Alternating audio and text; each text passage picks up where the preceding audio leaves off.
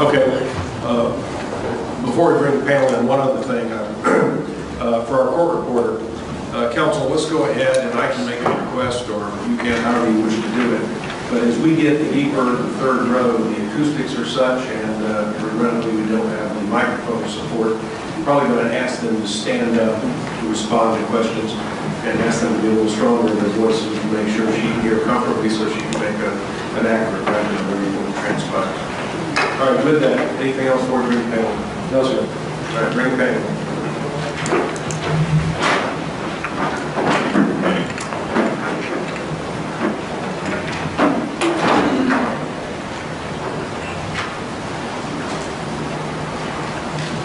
All rise, jury's entering.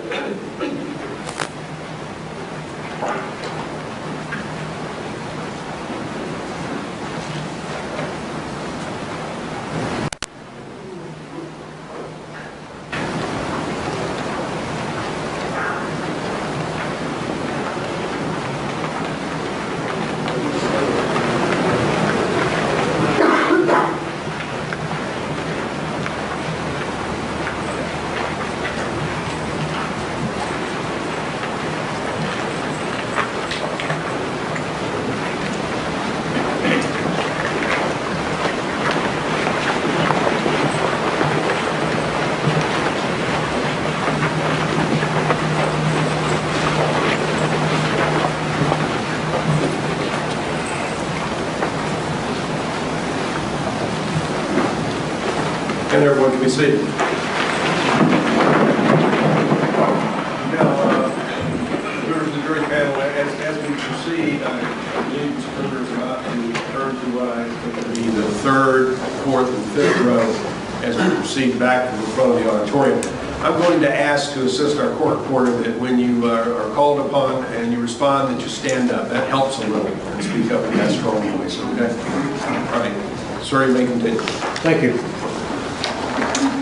Before I go to row 4, a couple things that I wanted to address with some individuals. Number 78, ma'am. Yes, sir. I think yesterday or the day before, I can't remember when we spoke individually, you made a reference to some family member that had been misportrayed or something about the...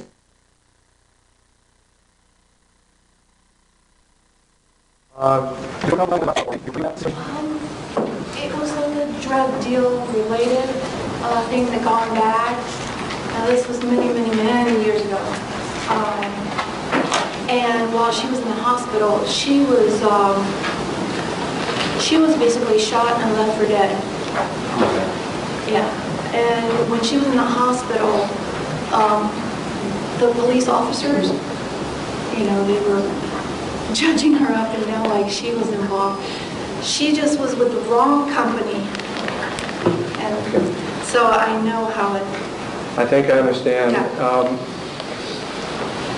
Is there anything about your sister's situation and her treatment by law enforcement that would affect your ability to serve? No. Okay. You can set that aside. Yes. In this case. Okay. Thank you.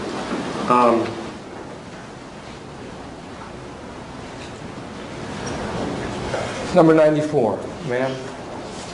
I may have overlooked what you were trying to tell me earlier this morning. You've indicated you're 19 years old. I can see you nod, but could you answer out loud for the court reporter? Why don't we start with you by standing up? That'll help. If you please stand up and respond. I'm sorry, I didn't mean to make you uncomfortable, but you indicated that you were kind of surprised that you were here because of your age. Is that correct? Yes. Okay. Are you feeling in any way overwhelmed as a result of your age, or perhaps compared to my age, relative life inexperience? Yes. Okay. Do you feel personally capable of being a juror, or are you...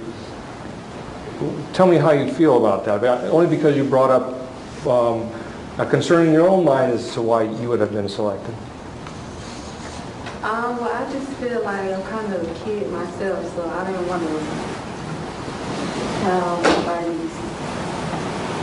feel like their life in my hands. Like, that's why I feel like it's a lot. Okay, and it's a significant burden. There's no doubt, as I've said before. Do you feel you're up to the task of serving as a juror? Not for this particular case. Okay. Thank you for your candor, ma'am. You may be seated. Thank you. Before I go back to the fourth row, and with the inquiry about children and your biographies, I want to take a moment. As I look back on this morning's proceedings, I realize that at various times I may have said some things that appeared flippant. I apologize for that. Nothing I have said is meant to minimize the significance or importance while we're here. It's just my way, I guess, maybe my dealing with the stress of doing this. So if you have been offended by any of my comments or weak attempts at humor, I apologize, but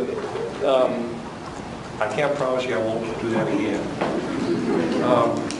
But in any event, that leads me kind of to the next small topic we won't spend much time on. And it is one of my favorite jury instructions, which essentially says the attorneys are not on trial, and that you shouldn't let your opinion about the attorneys affect or influence your verdict. And there's a real common sense reason for that jury instruction, because during the trial there will be testimony through the course of live witnesses, and there will be evidence, photographs, and other things that are introduced at trial. And if one side or the other doesn't think a certain question should be asked or a certain piece of evidence should be admitted, the way that attorney voices the disagreement is by objecting. You've seen it on TV before. And, you know, it could become a point in the trial where after you've sat through almost a week of jury selection and you've listened intently to hours and hours of testimony, and you're on the edge of your chair because you're intently listening and you want to hear the answer to that question, but Mr. Pruner has yet again interrupted the testimony by an objection, and it gets under your skin. And you want to hear the answer, whether it's me or opposing counsel. Please accept that we are duty-bound to represent our respective sides, to argue what we believe to be only the appropriate evidence should be before you. And that's how we get it before you. And of course, who gets discomforted, who gets their attention thrown off track by our objections? We know it's the jury who's listening intently. And we are all people watchers, whether it be at the mall or in here or anywhere on the street. And the law kind of acknowledges that. Simply stated, if at the end of the day you have formed a fixed or any kind of impression or opinion about any of the lawyers who are appearing before you during this trial, you're allowed to do that. If you think, you know, Mr. Pruner, he's a jerk, if I can't see him again in my life, that would be too soon, you're entitled to have that opinion. But the law requires you not to let it interfere with your jury deliberations, and not to affect your verdict. Does that make sense to everybody? Yes. Okay. You can hold whatever opinion you want to, but it shouldn't interfere with your verdict. Can everybody promise me you'll do that? Yes. Okay. Thank you. That was just an example of a lawyer rear covering. So you know. On the fourth row, on the issue of emotional reaction to the fact that the victims in this case are children. Are there any of you who would be so affected by that fact and that fact alone that you think you would not be a fair and impartial juror in this case? And if any of you do hold such, yes sir, number 61. Which fact was that? The fact that the victims in this case are children. Anyone on the fourth row? I think I've spoken to everybody on the third row. Anybody on the fourth row who would have such a reaction or hold such a view in this case as a result of that fact? If you would show by your hand. Maybe 143? Yes. Okay, ma'am. The judge has asked me to ask the people in the fourth or fifth rows to stand when you address the court. I'm sorry to put you on the spotlight, but could you stand for me, please, and tell me your thoughts or emotions in that regard, please? My thoughts and emotions would be the same as juror number 81 because I'm dealing with this situation right now. I have a brother that has committed. He's mentally ill, so I mean, I've experienced it firsthand, so I already know. And I'm not quite sure if I know what happened was birthday, so it's just, you know, I'm struggling with it. Okay, ma'am. And is that struggle causing you to question whether you could be fair or impartial? Without knowing the situation with the family, yes, I'm sorry. Would another case, a different case, be better suited for you than this in your view? Thank you for your candor.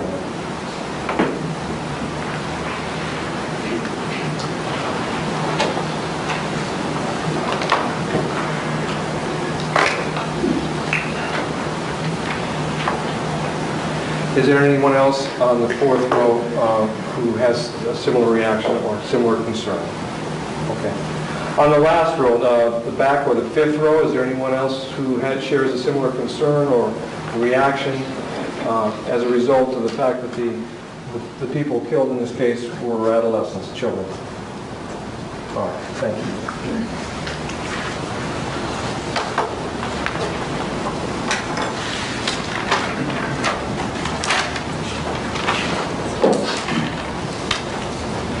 An issue that may be presented in this case is whether or not, at the time of the alleged offense, the defendant was sane or insane. That may be before you for your determination in your jury deliberations. The fact that will be for you is whether or not an individual accused of a crime is insane or sane at the time of the offense. That would be a critical inquiry.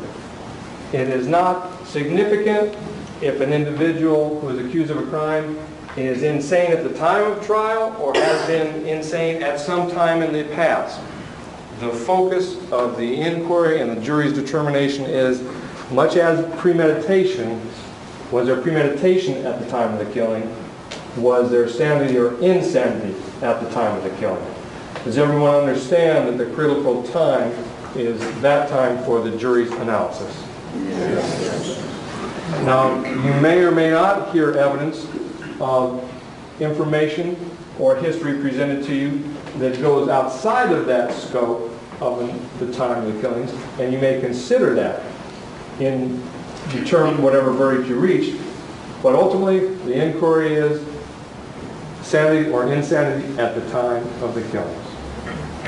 Does everybody think they can focus on that in their deliberations while considering all evidence presented for you? Yes. All right, thank you.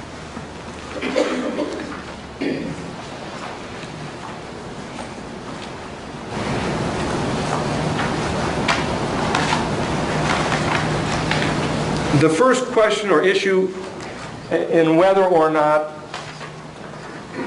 a person is sane or insane at the time of the defense is whether it had been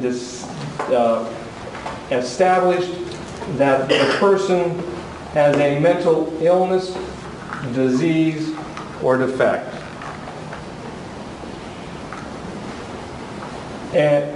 But that's not the end of the inquiry. Number 6, sir? Yes, sir. In the state of Florida, a person who commits the crime can have a recognized mental illness and still be held to be criminally responsible for that person's conduct. Still can be convicted, because mental illness alone does not establish insanity. Does that make sense to you? Yes. Okay. Does that make sense to everyone? Yes. That there is more involved in the issue of sanity or insanity than the fact of mental illness. That is number 94 for the record. Thank you, ma'am. Moving on to the 4th row. Is there anyone who holds a similar view on the issue of insanity, such that you would never consider as an issue worthy for your deliberations and determination as a juror in a criminal case, even though the law recognizes it as a legitimate defense? Is there anyone that holds that view in the 4th row? Okay, thank you. On the last or 5th row, is there anyone who holds such an opinion or impression on the issue of insanity that you would never consider it as a viable or legitimate defense in a criminal case? Asked the other way, could you consider it? Yes. Okay. Thank you. Now, along those lines,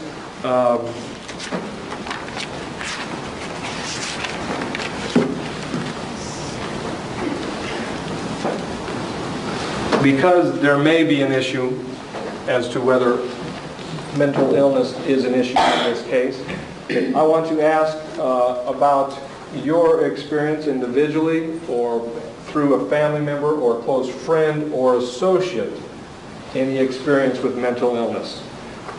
These type of questions are not necessarily, but they can be intrusive. They're not designed to embarrass you. And again, if something strikes too close to home and you want to address it at the bench, feel free to let us know. But on the 1st row, is there anyone who has personally suffered from mental illness, disease, or defect, or received psychiatric treatment for that type of situation? Have any of you on the 1st row had close friends or relatives who have encountered and dealt with mental illness throughout any points of their lives? Okay. Number 23, sir. Would you just describe in general terms that person? It's my stepmother. Okay. She's bipolar. Okay, sir. Have you observed personally how that has affected her? Yes, sir. Okay. Has her situation or illness affected you personally? Yes, sir. If there is evidence presented in this case of mental illness, do you feel that you could fairly and neutrally assess the, I'll say, role, for lack of a better phrase, the role or the weight to be given that evidence in this case? Yes, sir. Or would you be more or less inclined to give it greater or less weight just because, not just, but because of your exposure to your stepmother's situation? Just go by what the evidence shows. Okay, all right. Can you, so to speak, compartmentalize and separate your stepmother's situation from the evidence that you presented? Yes, sir. Okay, thank you, sir. Someone else? Ma'am, 27. My aunt. Okay. Were you around your aunt when she was ill? No. Okay. Did her illness in any way affect you personally or your life growing up? No. Do you know much about her situation? Did you follow it, so to speak? She told me. Okay. Is there anything about her illness or her situation that would affect your ability to serve in this jury if there was evidence of mental illness? Can you set aside her situation and illness when you evaluate the evidence in this case? Yes. Thank you for your candor. Was there anyone else? Yes, ma'am, number 14. In the early 70s, I was a counselor in a state psychiatric hospital. Okay. And I dealt with the mentally ill actually for a period of about 6 years. So I think that is significant for the court to know whether it was influenced or not. I'm not sure. Okay. I don't think it was. All right. Would you give put any more weight on evidence of mental illness? And this is very hypothetical. It's hard to kind of even ask you the question. But do you think because of your experience you would attribute any more significance to evidence of mental illness than any other evidence? I think it's a viable defense to weigh it strongly on either side. I don't think I would, but I do think it's a viable defense. Okay, ma'am. Were you exposed to working with mental health practitioners, whether it be psychiatrists or psychologists? I was a counselor, Okay. and I worked with psychiatrists, psychologists. And licensed mental health therapists? Yes, I was in a psychiatric hospital. Okay, ma'am. It's not unusual in cases where evidence of mental illness is presented for witnesses such as psychiatrists or psychologists to be presented for the jury's consideration.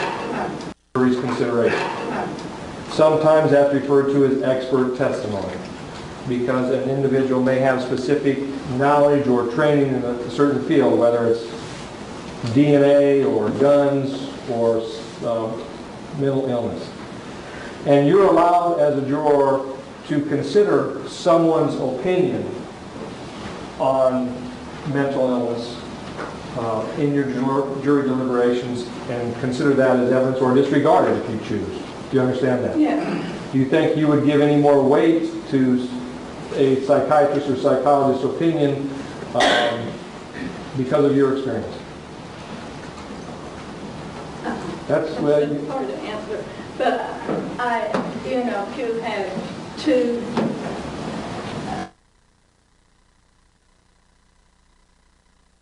psychiatrists, that the cases meant for mental illness, and one saying no, that they weren't mentally ill all the time. I would balance it, I think, Okay. because obviously I don't know these people, these psychiatrists. and I don't mean to harp on you, but let me follow up because you do have some experience, life experience with that. The jury is a fact finder. Right. The jury determines what testimony to believe, whether it be all of a person's testimony, parts of a person's testimony, or none of a person's testimony. And that same rule applies to a so-called expert, someone who has advanced experience, training in any special field. Well, I guess what I'm saying in a long-winded manner is a jury can accept or disregard a person's testimony even if they're allowed to express an expert opinion. The fact they're allowed to express an expert opinion doesn't mean you have to believe it or swallow it, hook, line, and sinker. Right. Does that make sense to you? Yes. Okay. Does everybody understand that you may be presented with testimony from mental health practitioners who have expertise, experience, and training in certain fields related to mental health. Does everybody understand that? Yes. Does everybody understand that one of the critical roles you have as jurors is to determine what evidence is worthy of your belief? Not to suggest that you have to find somebody to be a liar, but you're capable of disregarding testimony you don't find to be reliable or doesn't make sense to the evidence or things of that nature. Do you understand that? Yes.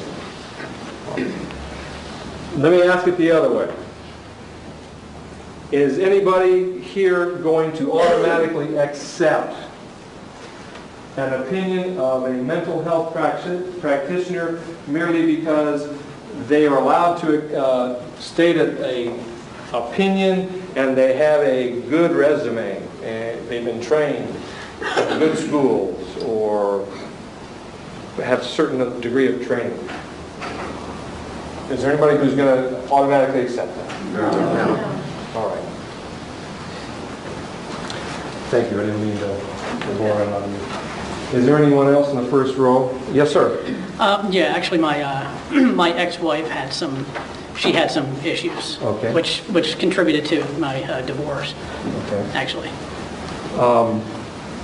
Would her situation affect your view? I think your view is pretty directly stated. I don't think so. No. Okay. All right. Thank you. Anyone on the second row who either individually, yourselves, or close family members or friends have encountered or suffered from mental illness? Number 59, ma'am. Yes. Who was that individual? It was my aunt. Okay. And what, were you aware of her illness or situation? Not until, excuse me, it happened. Not told her.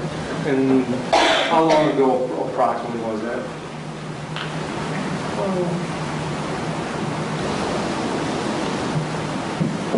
Probably 40 years ago. 40 or 0? Yes. Okay. Did you assist in her care or follow along with her dealing with that issue? No. Did you observe how her illness or situation affected others around her?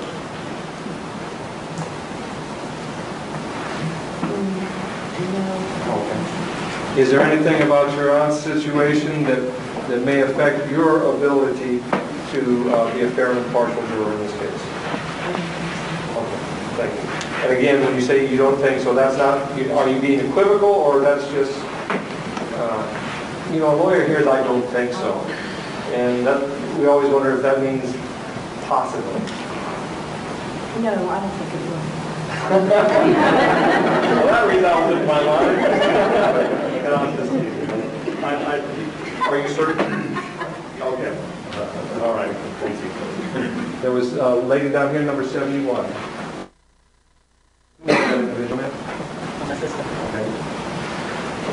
Was that something of recent onset, or did she have that? Did she have that about her life?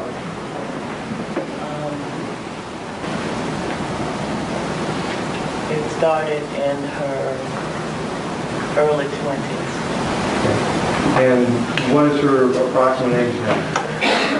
She passed away in 2005. I'm sorry to hear that.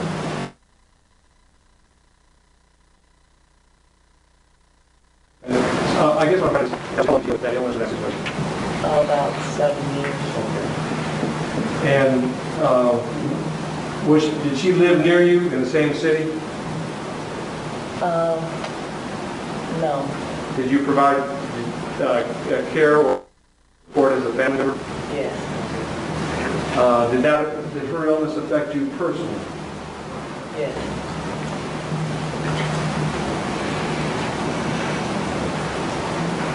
Is there anything about your sister's situation with her illness that you think may affect your ability to serve as a fair and impartial juror in this case? I guess it would depend on how the information is presented. Okay. Because of your sister's illness or situation, would you be more inclined to give weight or consideration to evidence of mental illness and more inclined to accept an insanity defense because of what you've experienced through your sister?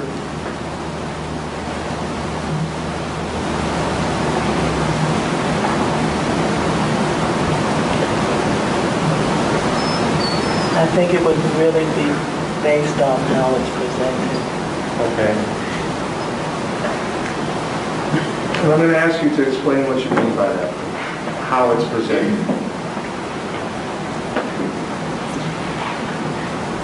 If it is presented as if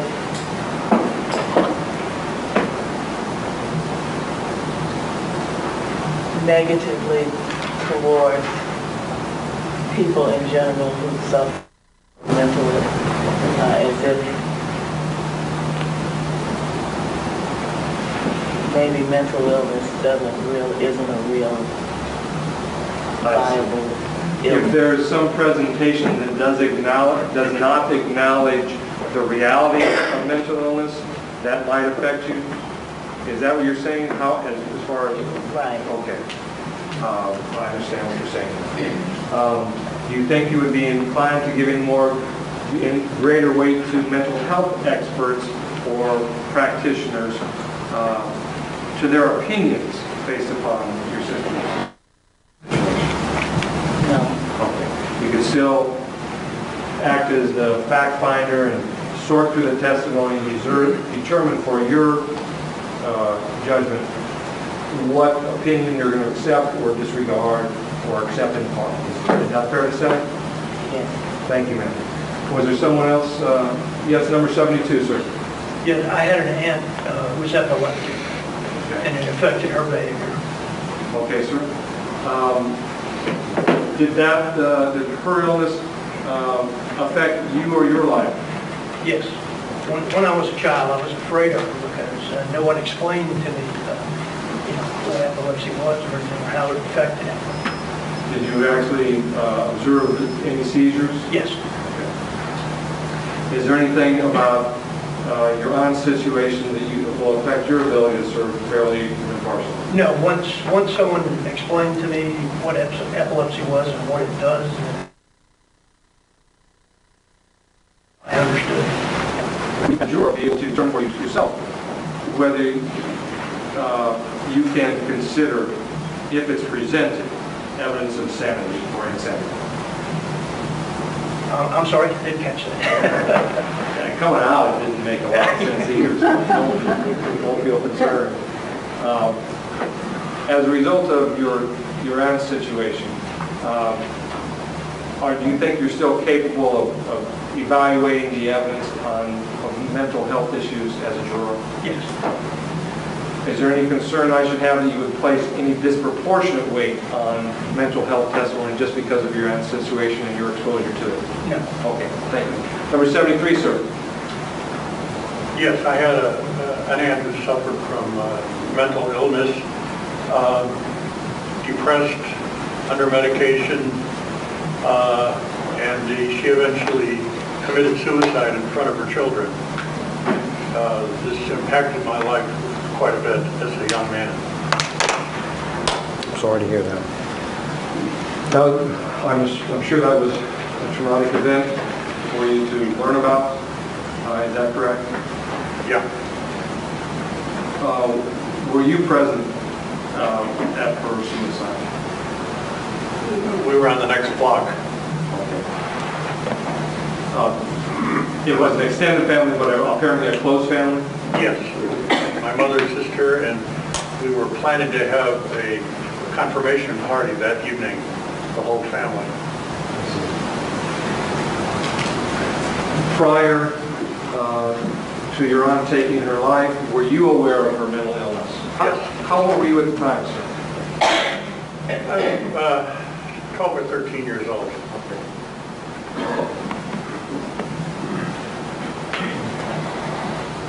Do you think that your aunt's situation, your exposure to her illness, would affect your ability to serve fairly and impartially in this jury? In this case? I think I have more than the average sympathy for people with mental illness and would probably be inclined to support testimony that would indicate a mental illness on the part of a person who had committed an act. Yes, sir. And it's understandable to hold such a view and to have such sympathy. What I want to kind of tie into what you said is part of what the law is and part of what jury instructions you'll be given, and I paraphrase, because I don't have them committed to memory, is that your verdict cannot be based on whether you're feel sorry for somebody or whether you feel angry for somebody. And that's greatly paraphrased. If you were given that instruction, given your experience, first-hand experience,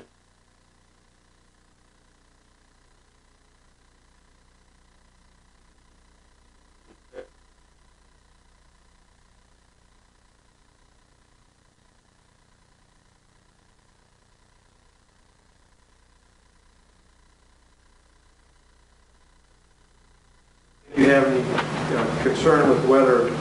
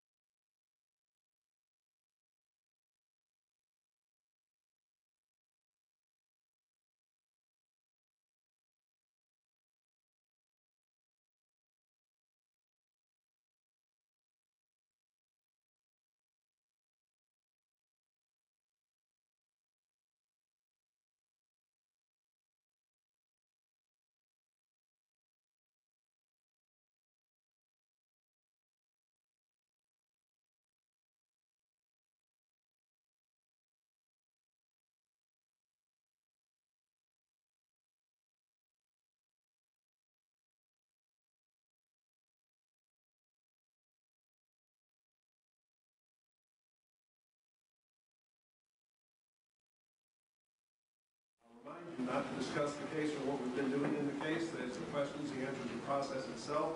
Not to discuss that among yourselves or with anyone else. Not to allow anyone to discuss it with you in your presence meeting. Of course, not to read any newspapers or other reports about the case, not to do any sort of research, gather information, communicate about the case or the people or places involved through any means, including those electronic devices. And again, emphasizing not to speak to the attorneys, any witnesses definitive about any matters whatsoever until deliberations are finished. With that reminder of important instructions, let's send you out for a bit. All rise.